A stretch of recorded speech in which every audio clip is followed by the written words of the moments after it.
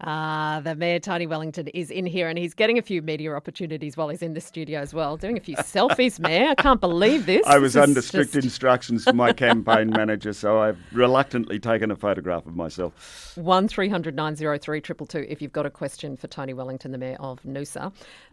Now, of course, you know, you are in full swing now for the campaign to become Mayor of Noosa once again. Yes, the holidays are behind us. So. The holidays are behind you, and you've got one candidate up against you at the moment, and people can still nominate. Is that right? That's right. Nominations haven't happened? Opened yet. They don't open till I think the 20th of February and close on the 3rd of March. So. All right. I always forget that it really seems quite late. You'd think that very people late. would have their ducks in a row though if they're going to run.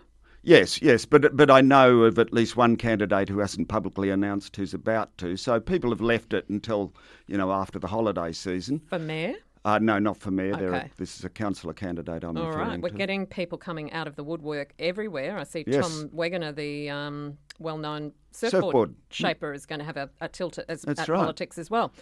How much change are you expecting in your team? We do know that Ingrid Jackson has declared that she won't be running again, so I guess that's one person. You've lost Frank Pardon as well, who has been to court and been convicted of historical child sexual abuse charges. So we know those two are gone. That aside, are you expecting that there may be other changes? How solid do you think the councillors are that you have at the moment with you?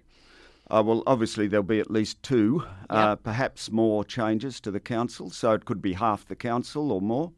I think, incumbency accounts for a lot, and this council's been financially responsible and very active in providing for the community. The economy is booming at the moment. We've broadened the economic base of Noosa. So there's not a lot really to critique the council on that is highly significant. The usual kind of arguments about rate rises and fiscal management, etc., just don't apply.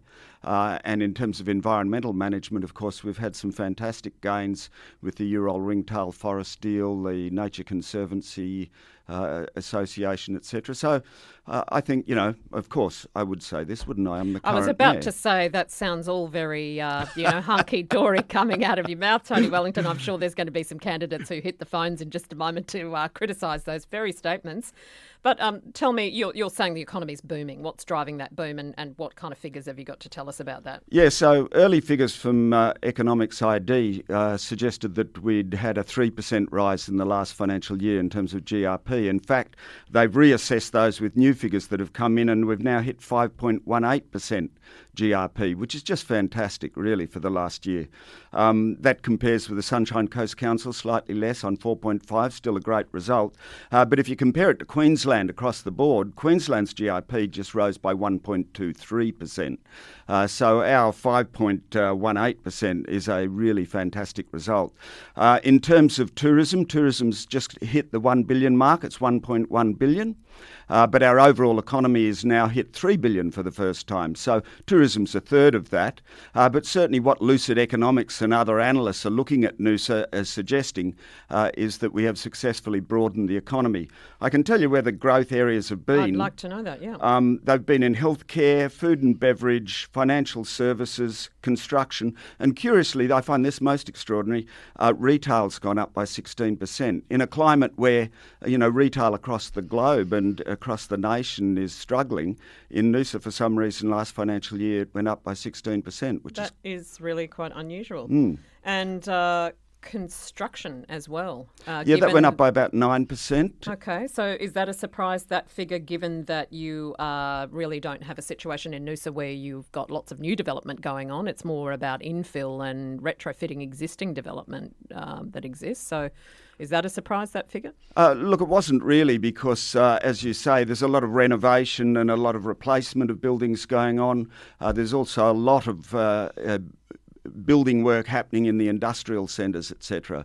And because our industry sector is really doing quite well, and that results in a good deal of construction work in that area. So, no, that was somewhat expected, but certainly we don't want to rely on construction. We want to rely on new technology, etc., and that's where some of the advances are happening in the economy.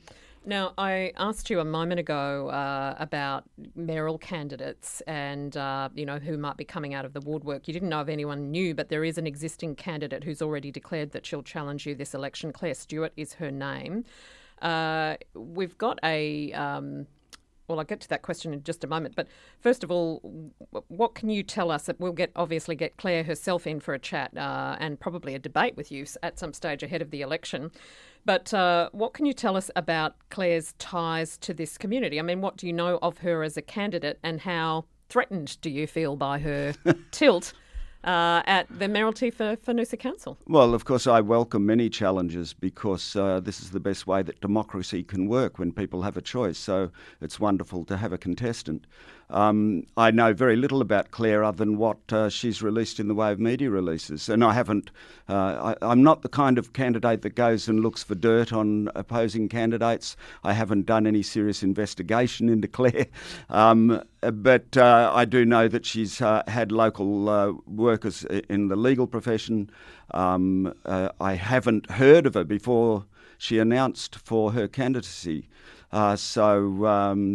hasn't been someone that's been on my radar in terms of being busy within the community, but, best of luck. What I'm hearing, and this is anecdotally, is that some candidates for as councillors running for council are getting backing from the LNP. Have you heard anything about that yourself? Look, I've only heard that, yes, that's true, that the local LNP branch have been actively discussing the council elections.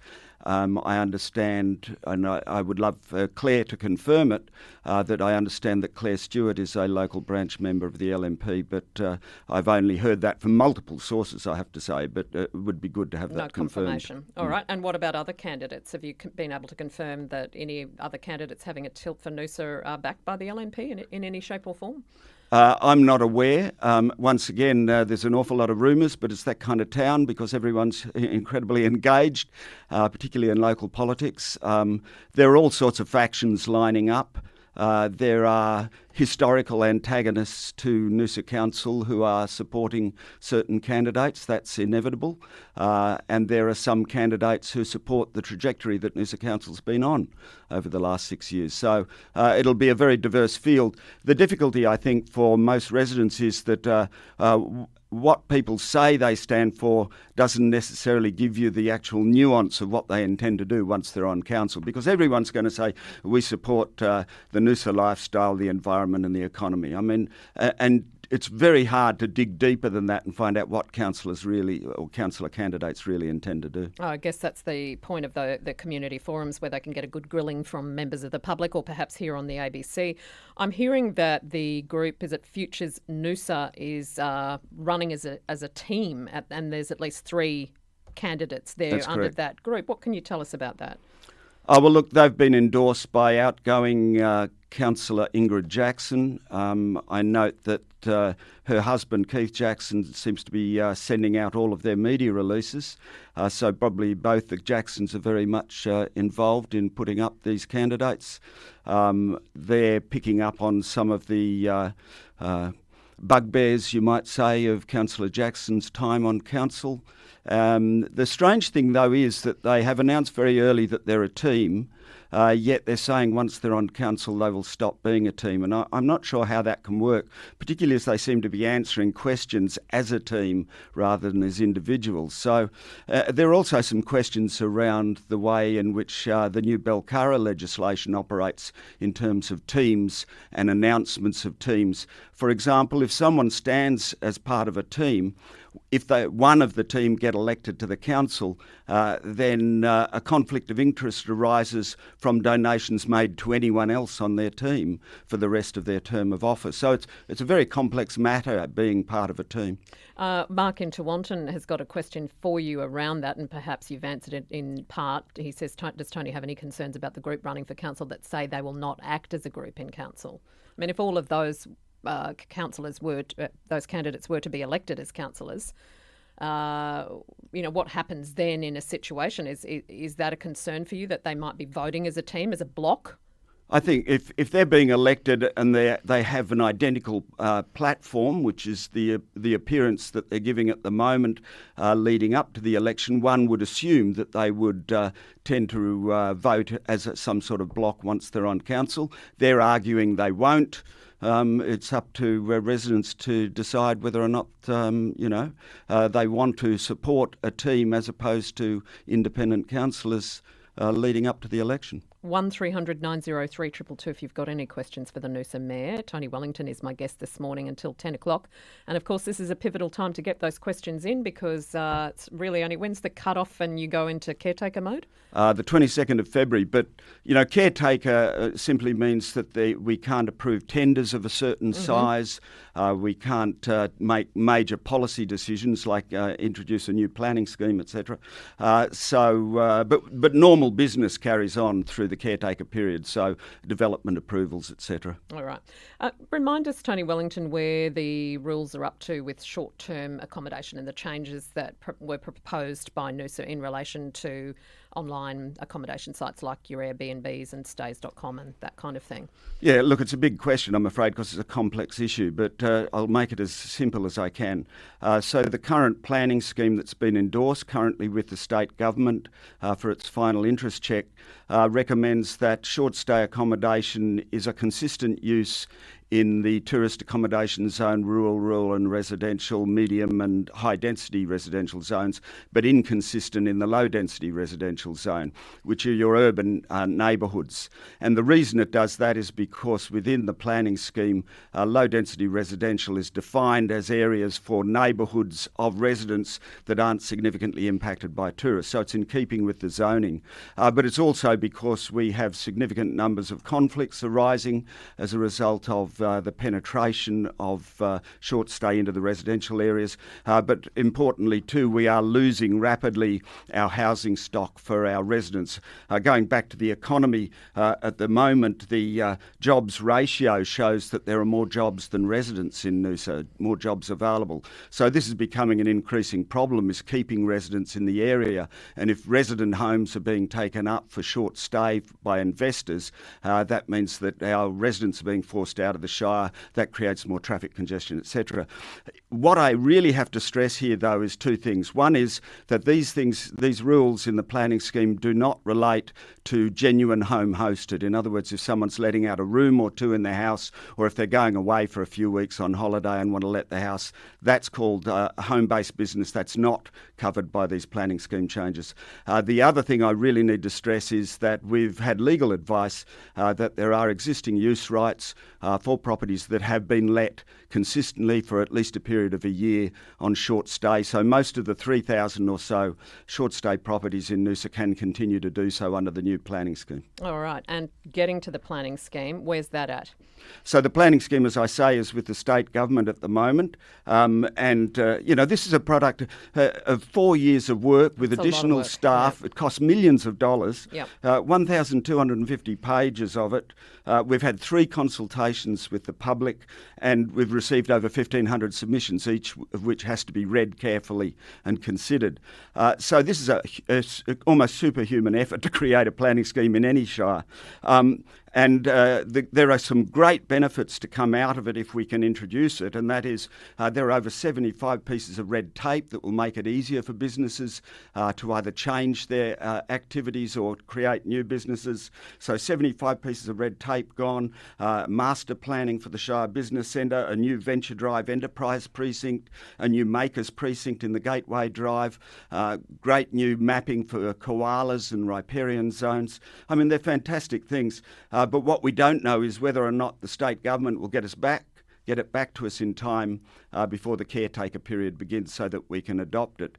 If they don't, I wouldn't expect it to be adopted for another 18 months or so. But there's no problem with it doesn't need to be debated again or reviewed again? We've got a new council, so the new council will have to get their head around it. If we've got 3 or 4 new councillors, first of all, we've got to take them through their role as councillor, that long induction process. And then, we had over 50 workshops on the planning scheme as the current council. So we have to bring the new councillors up to speed on what's in it, everything, and see whether or not they want to make some significant significant changes. If they do, we're back into consultation again. If it goes into the following year, then our early consultation reports have to be redone because they're getting stale and old. Our housing affordability, all of those reportings, all the consultation reports.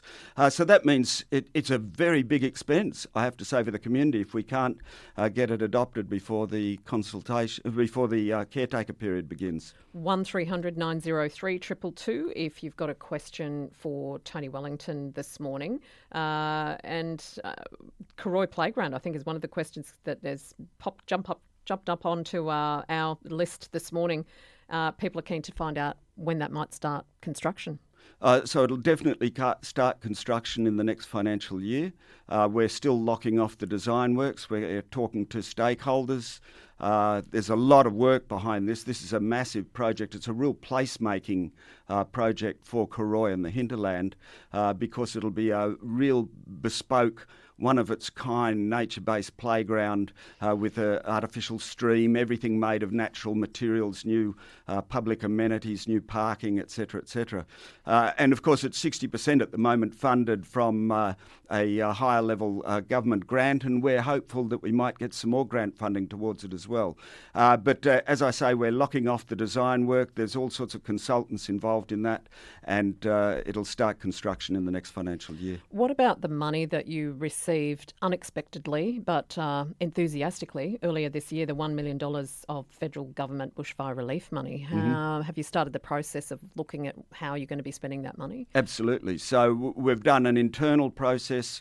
We're starting to make up lists of where the priorities may lie. We're poised to go out to the affected communities. That's North Shore, Tewantin, Karoi, Peridgia and Marcus Beach, and talk to them about how they would like to see it spent. We're also waiting, however, on the final details of the parameters around the spending. What we would really like to do is spend some of it on preparatory work, that is helping support equipment-wise our rural fire services, our SES, doing some more planning around bushfire management and bushfire hazard reduction. So we're finding out at the moment whether or not we can actually include that sort of work as well as the recovery work that it was initially aimed at. So as I say, we're still waiting on the fine details from the federal government about how the money can be spent. All right. Just regarding the short-term accommodation, the question that's just come in too, saying that if the new council doesn't endorse it, could that be reversed, that whole stance that you've worked towards on short-stay accommodation? And the simple answer is yes. If the new council in a majority position didn't support the current approach, then yes, that would change. All right. You've had a couple of wins in the Planning and Environment Court recently. What can you tell us? Yeah, look, and this is an almost perfect record for this council. I can't think of a single decision that this council's made in terms of a development approval where it's been challenged, where we haven't actually won or settled amicably in the Planning and Environment Court. And these two are really quite significant symbolically. One is a property on the eastern side of David Low Way, that is between David Low Way and the ocean, where they had an approval for a 2-lot subdivision, wanted it turned into 6 lots.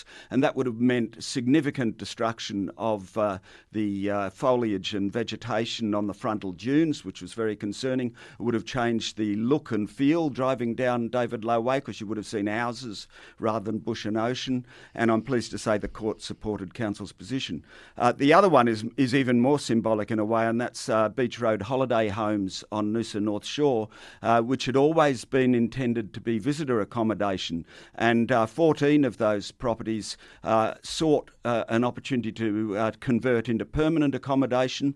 We refused because we need to protect the stock that we have for visitor accommodation, particularly in an area like Noosa North Shore, which was always the intention in the planning scheme. These are part of the old Petrac development. They took us to the Planning and Environment Court, and the judge determined that council was acting appropriately and in the public interest in maintaining those blocks for visitor accommodation. So another terrific win. And really, as long as council is consistent in supporting its planning scheme, the Planning and Environment Court tends to be consistent in supporting council's intent, and this is further proof.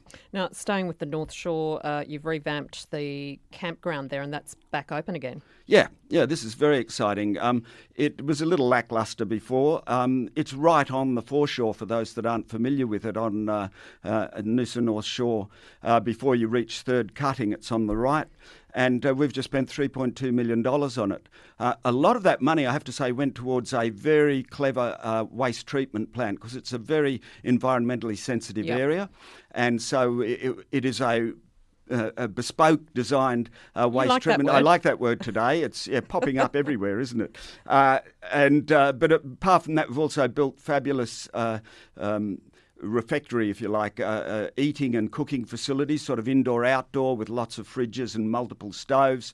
The sites are now individually marked out, whereas before it was a bit of a free-for-all, so we had a lot of vegetation destruction. We've been engaging Noosa and District Land Care to get rid of all the weeds which were infesting the place. And we've also built new showers, new ablutions blocks, boardwalks, new accesses to the beach. Was that open over summer? Yeah, look, it opened on the 20th of February. Okay. So 20th of December. January or December. December. Sorry, okay, so December, it's been used already. Yep. Getting good feedback? Yeah, we are. Okay. And maybe we've just got one last point to touch on here this morning, that you've sent a waste expert down to help the New South Wales bushfire-affected, or a bushfire-affected council. So what can you tell us? Look, I think it's really important to recognise that whilst Noosa Council had considerable stress and impact as a result of our fires, many New South Wales councils were affected far more dramatically than we were. So we put out a helping hand, and that was taken up by the Snowy Valleys Council, which is based around Tumut, west of Canberra, and they've accepted our offer for assistance. So Ian Florence, who's our waste management coordinator, is going down there for a number of weeks to take over their recovery as a recovery coordinator. Ian has great experience in this. He was participated in the recovery of cyclones Yasi and was it Larry, the one before that. And of course he's on our disaster management group at Noosa Council and helped out with the recovery for our fires. So he has incredible experience. It's a great opportunity for him to brush up his skills, but also it provides some relief from poor councils like the Snowy Valleys Council that are really reeling still from the shock of it all, and you know, trying to get back to normalcy. Well, it's still all going on down there with the fires in Canberra over the weekend, so you know it's just the ultimate wake-up call, and you know the upside of Down is this has really consolidated people's thinking around the genuine impacts of climate change, because every expert is now saying climate change has played into this extraordinary, unprecedented season that we've had. Tony Wellington, we'll catch you next month, but thanks for coming in this morning. Thanks, Appreciate Annie. your time. Great to be here. We're almost at news time at 10 o'clock.